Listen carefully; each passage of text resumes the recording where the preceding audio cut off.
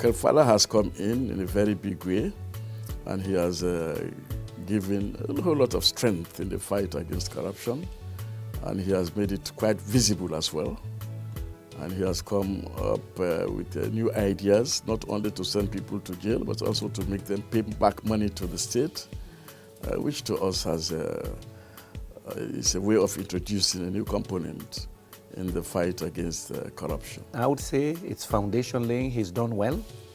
It is very difficult to assess him right now. What one can say is he's moving in the right direction.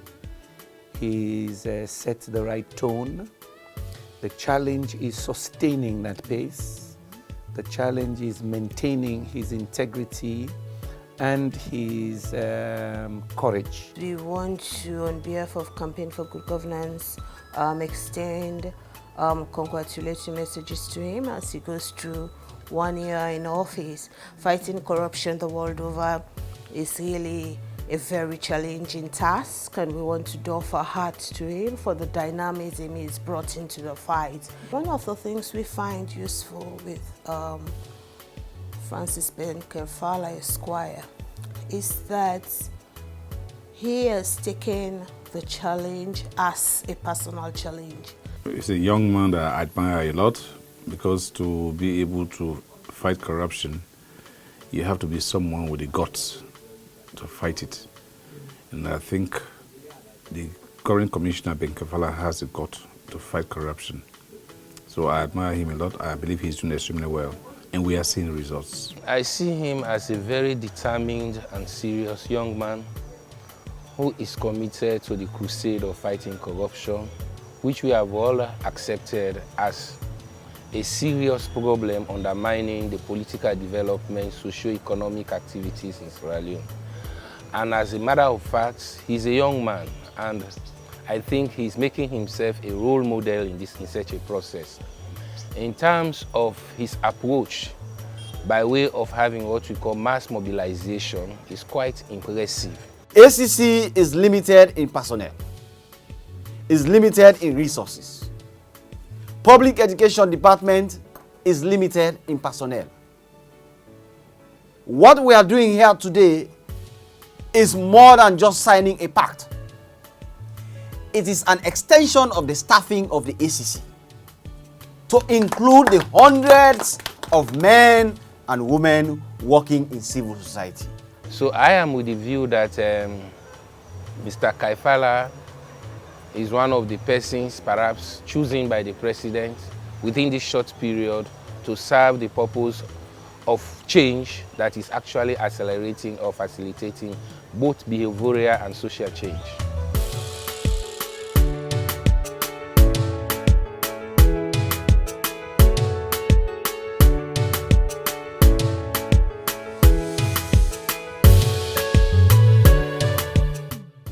Well, I first of all have to thank the president for appointing me to lead the fight against corruption, and also thank the commission whose staff actually welcomed me and bought into my vision to lead the fight. My impression is that the fight against corruption, winning it is not as difficult as it has been projected. It takes a lot of hard work.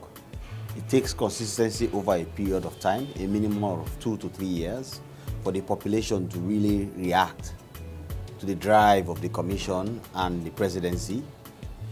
But it is a winnable fight, and my impressions are that with the commitment and dedication that is being shown by the staff of the Anti-Corruption Commission and the political will that is coming from the top, and the courage that I and the Deputy Commissioner have to lead the fight against corruption, it is definitely winnable and corruption can be controlled. The issue of corruption requires what we say or call walk the talk, in which case it should be seen in you. And if you are messaging also, you are equal to the message. So meaning he himself, I have not seen or heard people pointing fingers at him in terms of compromising. And then he's not actually interested in this color theory in Sierra Leone. So I believe what he's doing is in the right direction, and I believe he must be encouraged and supported enough so that he can achieve those objectives he has in mind. We need to do a lot of work on prevention. They say an ounce of prevention is better than a pound of enforcement. We are getting the citizens to understand that this is zero tolerance to corruption because there cannot be progress without integrity. But once we have done that and we have succeeded within 1 year to capture the attention of the population to really understand that this time is different, now what we can do to solidify those gains is the prevention drive, which now makes sure that incidences, opportunities for corruption are minimized across the board in MDAs, in public service, and of course within the general population. So prevention is where we should head, whilst we do not forget enforcement and public education to go with it. In fighting corruption, you must show the society that they should not celebrate corrupt people and corrupt practices, while you are at the same time creating awareness for people not to do the same thing. So what we've seen him doing now, the current commissioner, is saying, well, let me show you what is wrong. And so when corrupt people are called in, or alleged people who have misappropriated funds, we've seen evidence that he's gone after them, he's negotiated with them, and in some cases, some have gone for prosecution. So his approach so far has been good. My caution to him, and this I say publicly, don't over-negotiate settlements too quickly, because in some cases that is becoming a concern now. Otherwise, he will inadvertently send a message that you can always negotiate your way out. For us at Campaign for Good Governance, we also welcome this issue of recovery. Because as I say, the cost of corruption is huge. And so we need to showcase aspects of what corruptly acquired money can do. So that, people learn with evidence. It's only fools that deny proofs. People learn with evidence. So when you bring the evidence that we have been able to recover X amount of money, and this is the evidence with a vaccination center, for example, or this is the evidence of a model school, for example, or a technical outfit, then you begin to put citizens' mind in a position to understand that, yes, corruptly acquired money could have been for the betterment of the state. When we started this fight against corruption during the days of Tijan Kaba, it was all us relying on the police as the people who would arrest you and charge you for corrupt practices. But we have benefited a little bit more.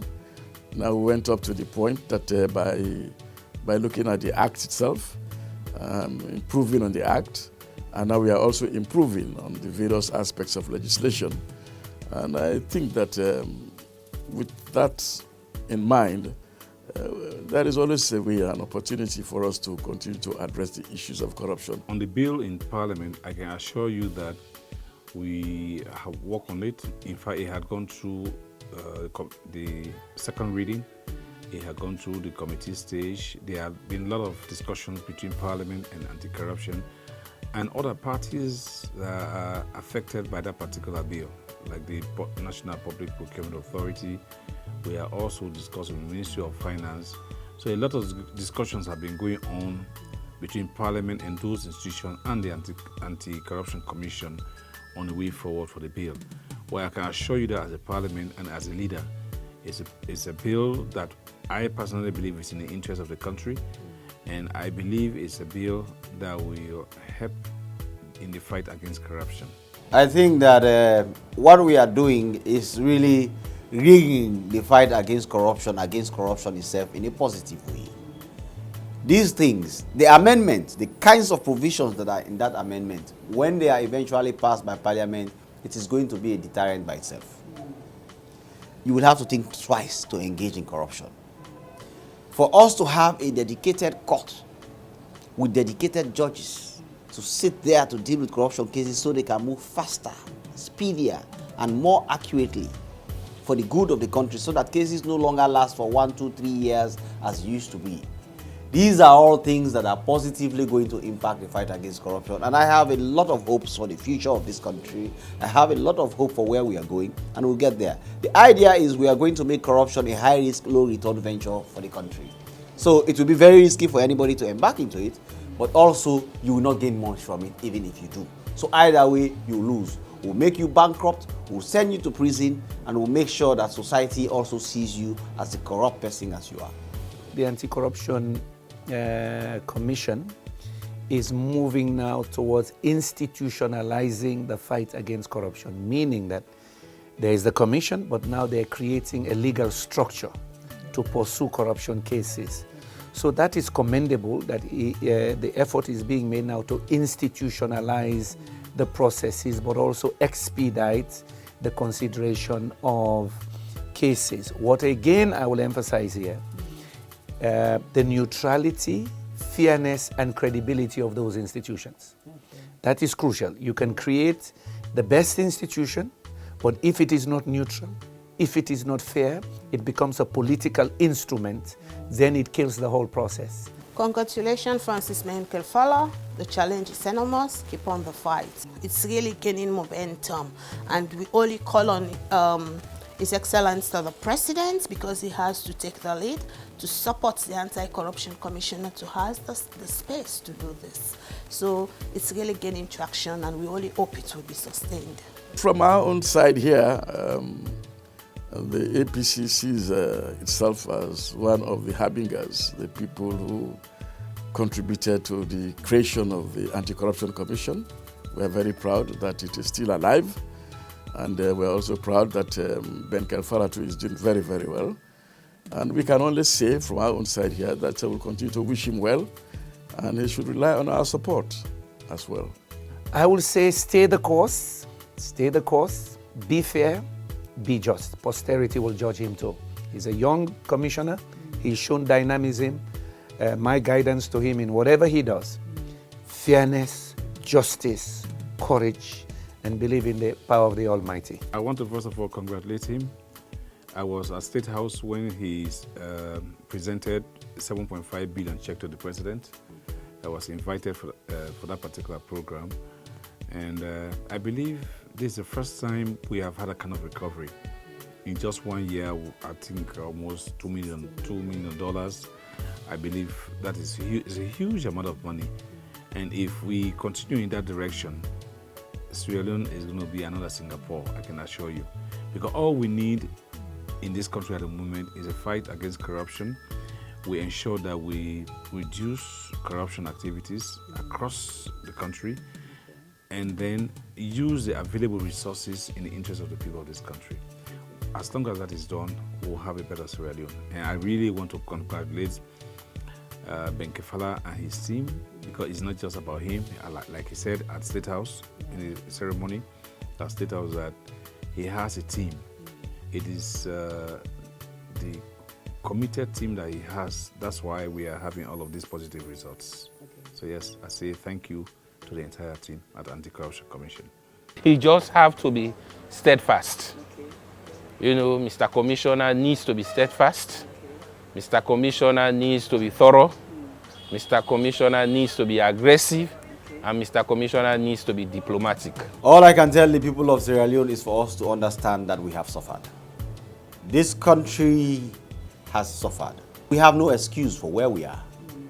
Of course, we should be far ahead in terms of progress, in terms of development, in terms of socio-economic transformation.